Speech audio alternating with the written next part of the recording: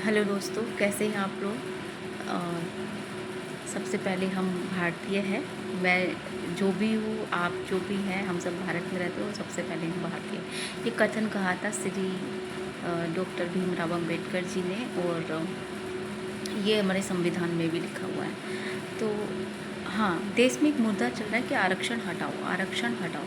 तो आरक्षण हटाओ, आरक्षण किसके लिए हटाओ? उनके लिए जो कि अभी उस पायदान पे आए ही नहीं हैं, उनके लिए जो कि भी एजुकेशन को भी सीरियसली नहीं लेते हैं, उनके लिए जो एजुकेशन से बहुत दूर है, बहुत दूर।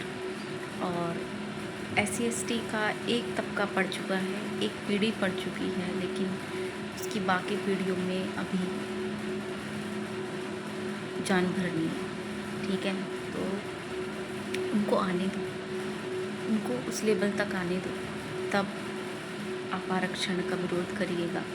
ये देश पहले ही बहुत कुछ झेल चुका है। भारत में इतने घाव हैं, इतने घाव हैं कि इनको भरना बहुत मुश्किल है।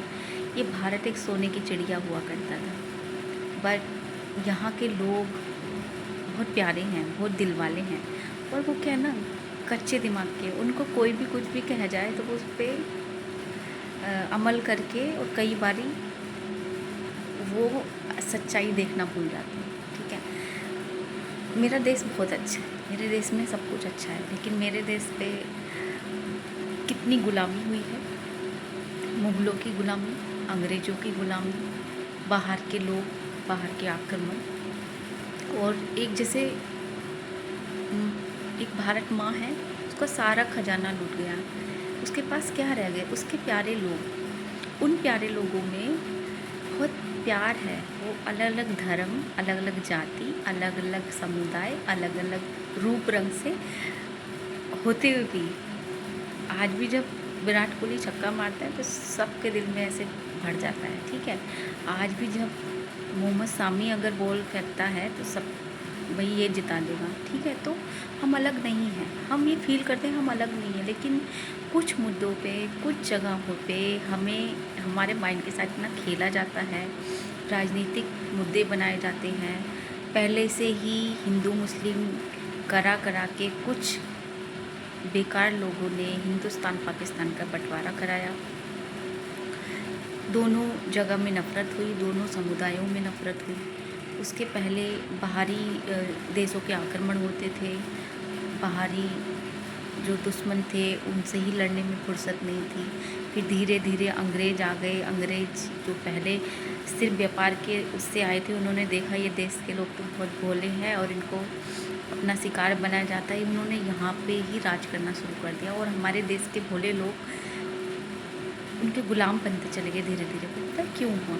क्योंकि जब किसी को 4 रोटी मिलने लग जाए तो उसे दूसरे की भूख नज़र नहीं आती। अंग्रेज़ों ने रोज़गार देना शुरू किया, अंग्रेज़ों ने अपने यहाँ पद देने शुरू किए, तो वो देशवासी बाकी देशवासियों का हाल पूछना ही भूल गए। अपने ही देश के लोगों ने अपने ही देश के लोगों पे कोड़े बरसाए, अपने ही देश के लोगों ने अपने ही देश के लोगों को फांसी दी। अंग्रेज़ तो सामने कम आते थे, वो अपने ही देश के लोगों से अपने ही देश के लोगों को मरवाते थे। और जब अपना मारता है तो उससे बुरा चोट कोई नहीं मिल सकती है।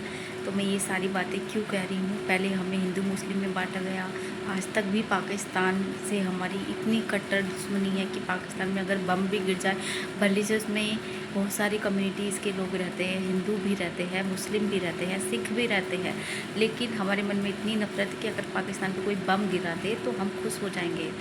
हम ये खुश हो जाएंगे पाकिस्तान हमारा दुश्मन था, लेकिन उसमें रहने वाले लोग चाहे वो अच्छे बुरे थे, मर गए, कोई फ़र्क नहीं पड़ता। ठीक है, तो इस तरीके की नफ़रत पाली जाती है, डाली जाती है दिमागों में। ऐसे ही एक नफ़रत पाली गई है कि आरक्षण वाले लोगों से नफ़रत करो, ये हमारा हक छीन रहे हैं। आरक्षण जिनको मिल रहा है उनकी वजह से हमारी जॉब नहीं मिल पा रही। अरे आरक्षण आपकी जॉब नहीं ले रहा, आरक्षण तो उन लोगों को जॉब दे रहा है जो आपके पायदान पे नहीं हैं, जिनका वो बैकग्राउंड नहीं है। बहुत सारे लोग प्रिविलेज्ड हैं जिनके बैकग्राउंड अच्छे, वो कैसे आए?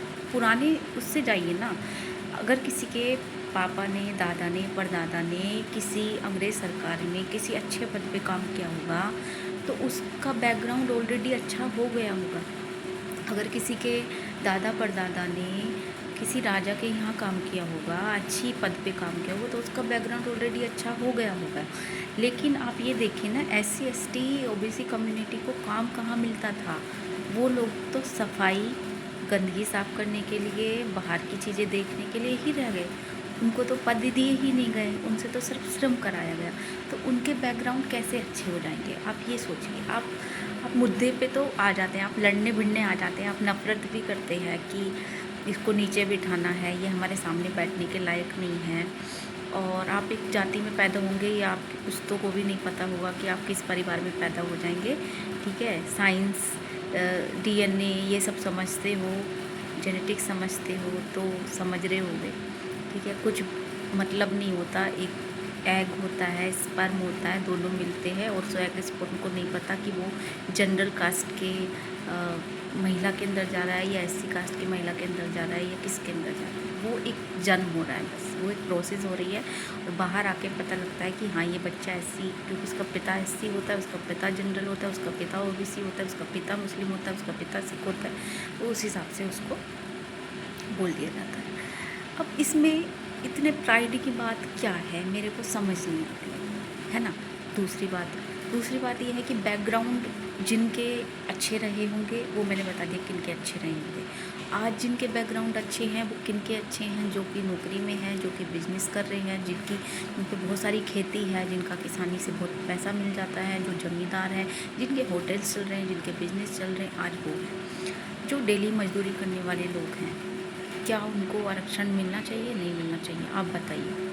ठीक है, तो ये जो सारी लड़ाइयाँ हैं, ये जो नफ़रतें हैं, आज भी मैं देखती हूँ कि जाति पूछ के किराए के लिए मकान नहीं देते लोग, जाति पूछ के अपनी कॉलोनी में नहीं रहने देते लोग, जाति का नाम बदल के रहना पड़ता है। ये सच्चाई है आज के इंडिया की। अगर दोस्त बन जाते हैं अपर कास्ट के, तो उनके मदर फादर उनसे मना कर देते, बेटा इनसे घर मत लाना, इन्हें घर मत लाना, इन्हें इन कपों में चाय मत देना, इनको देना तो जो पैकेट वाले फूड होते हैं या फिर जो डिस्पोजेबल होते हैं उनमें खाना दे देना। ये मैंने खुद देखा है। और जो SC ST कम्युनिटी है वो जाके कहाँ रहती, कृपया उसके मोहल्ले में, उसकी जगह पे जाके विजिट करिए। तमाम तरह की बीमारियाँ, गंदा इकट्ठा रहता है, कूड़ा करकट पड़ा रहता है, मच्छर पैदा होते हैं, TB की बीमारी, डेंगू की बीमारी, मलेरिया की बीमारी। उनकी इनकम देखिए और उनके सर्वाइवल देखिए। आपकी रूह को आप जाइए, ऐसी ऐसी जगह मैं बता दूँगी। ठीक है, तो दिमाग लगाइए।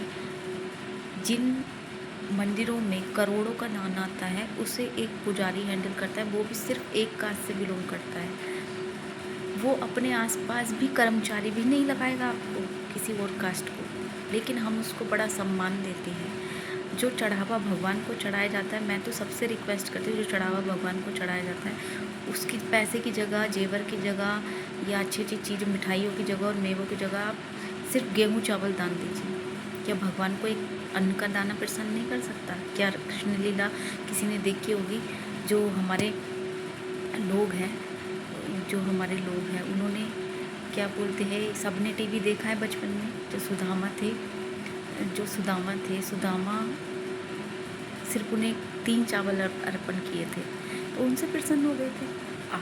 मैं तो कहती हूँ सारे लोग मंदिरों में सिर्फ दाल चावल और अन्न दान कर दो, पैसा बंद कर दो, मीठा मेवा मिष्ठान तमाम तरह के फ्रूट बंद कर दो, और फिर आप देखिए कितने पुजारी पंडित वहाँ मंदिरों में रह पाते हैं।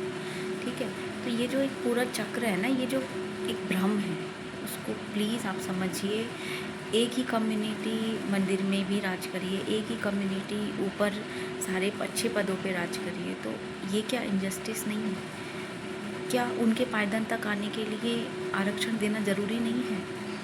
मैं मानती हूँ आज कोई IAS बन गया, अगर वो अपने 2 पीढ़ी के बाद भी आरक्षण ले रहा है तो वो गलत है, क्योंकि उसने अपना बैकग्राउंड सुधार लिया, उसने अपने बच्चों को अच्छा से अच्छी शिक्षा दे दी, अच्छी स्कूलिंग करा दी, अच्छा नॉलेज दे दिया, अच्छा स्किल दे दिया। अब उसे ज़रूरत नहीं, अब वो कॉम्पिटिशन के लायक है। कोई जज है, उसका बेटा है, अगर उसे आरक्षण मिल रहा है 3री पीढ़ी तक, तो वो खराब है। लेकिन अगर किसी के परिवार में कोई आज तक भी जॉब पर नहीं लगा है, क्या उसको आरक्षण देना बुरा है? अगर किसी के परिवार में जो डेली इनकम है 100-200 रुपये ही है, क्या उसको आरक्षण देना बुरा है? अगर किसी का जो लिविंग एरिया है, जो उसका रहने का जगह है, अगर वो वहाँ गंदी जगह से उठकर अच्छी जगह अगर माइग्रेट करे तो उसको पैसा चाहिए, नौकरी चाहिए और एजुकेशन चाहिए, ठीक है?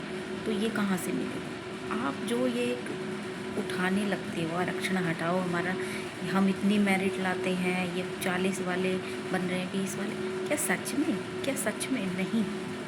आप देखिएगा फीस भले से फॉर्म भरने की फीस हम लोगों की कम होती है, ठीक है, 10 से 15 नंबरों का अंतर रहता है, 20 नंबर का अंतर रहता है, पर वो कंपटीशन का बैकग्राउंड देखिए, वो लोग कहाँ से आ रहे हैं, प्रिविलेज बैकग्राउंड के कैसे आ रहे। एसी लगी हुई है, पापा ने लैपटॉप ला के दिया हुआ है, बिना सोच रहा के कमरा, सेपरेट कमरा आपको मिला हुआ है, पढ़ाई के लिए आपके कोचिंग्स लग रहे हैं, आपको जाने के लिए बाइक मिल रही है, पढ़ने के लिए आने जाने के लिए स्कूटी मिल रही है, और एक वो बच्चा है जिसको एक ही कमरे में 6-7 लोग रह रहे हैं, उसी में खाना बन रहा है, उसी में पढ़ना पड़ रहा है, लाइट की सुविधा नहीं है, अच्छा पानी नहीं है, कैसे आपका कंपटीशन उससे है?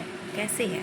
मेरे को ये बात समझ नहीं आती कैसे है। मेरी फैमिली है, मैं उसी कम्युनिटी से बिलोंग करती हूँ, और मेरी फैमिली में आज तक कोई गवर्नमेंट जॉब नहीं कर रहा है, किसी ने आरक्षण का लाभ नहीं लिया, सब प्राइवेट जॉब करें। मेरे पापा की दुकान थी, और दुकान होते हुए भी मेरे पापा ने कभी भी, मेरे पापा इतने पढ़े लिखे भी नहीं थे, तो उन्होंने एक दुकान खोल ली और उसी दुकान के खर्चे से हम लोगों को पढ़ा लिखा दिया, ठीक है। अब हम लोग प्राइवेट जॉब कर रहे हैं, हमें गवर्नमेंट जॉब भी नहीं मिली है, तो अब आरक्षण का लाभ तो हम लोगों को मिल नहीं रहा, तो पूरी कम्युनिटी में कितने लोग आरक्षण का लाभ ले पाते हैं, और जो पढ़ी लिखी नहीं रहे उनको तो वैसे ही आरक्षण का लाभ नहीं मिलेगा।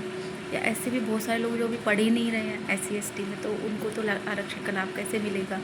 तो प्लीज़ इतनी नफ़रत मत करिए। और आज भी एहसास कराया जाता है, सरनेम पूछ के तो उसको जज किया जाता है कि भाई ये तो लगती नहीं है, और क्या लगती नहीं है? स्केलेटन देखा है? स्केलेटन के ऊपर सिर्फ मांस चढ़ा हुआ होता है, ठीक है। तो वो जैसे जीन होते हैं, माँ बाप के जो जीन होते हैं, वैसे बच्चा पैदा होता है।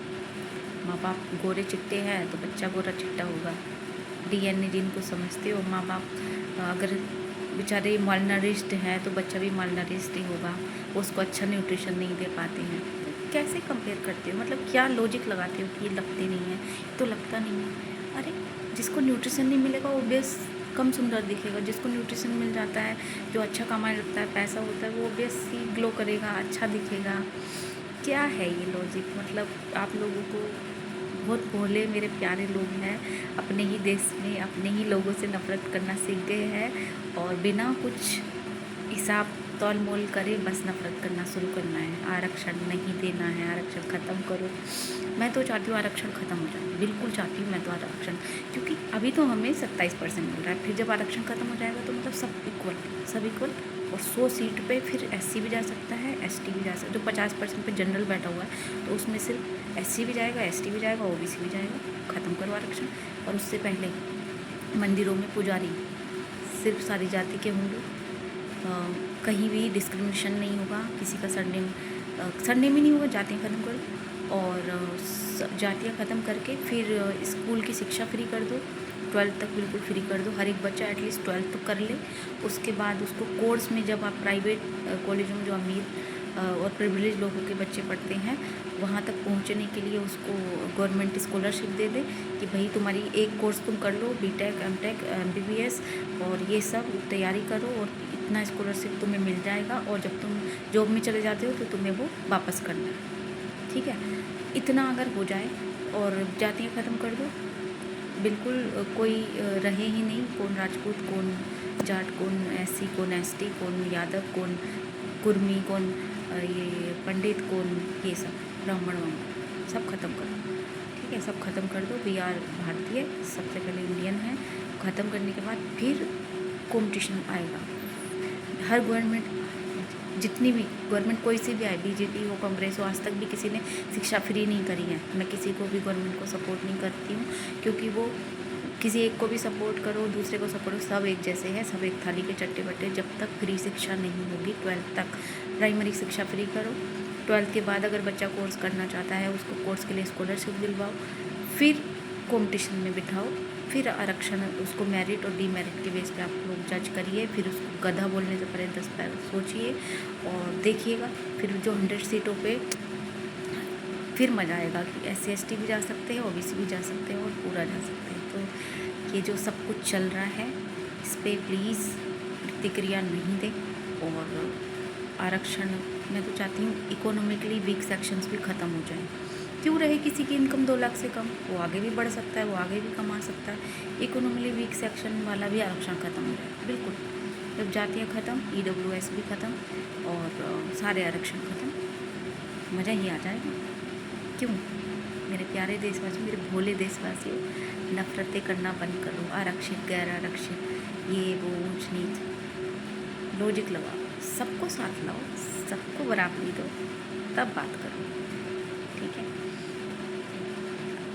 मेरा इतना ही था, मेरी किसी से नफ़रत नहीं, सबको बहुत प्यार है, मेरे सब अपने देशवासी। मैं किसी से नफ़रत करने के लिए यहाँ नहीं आई हूँ। एक फैक्ट मैं बोलना चाहती थी जो बहुत ज़रूरी है। बाय।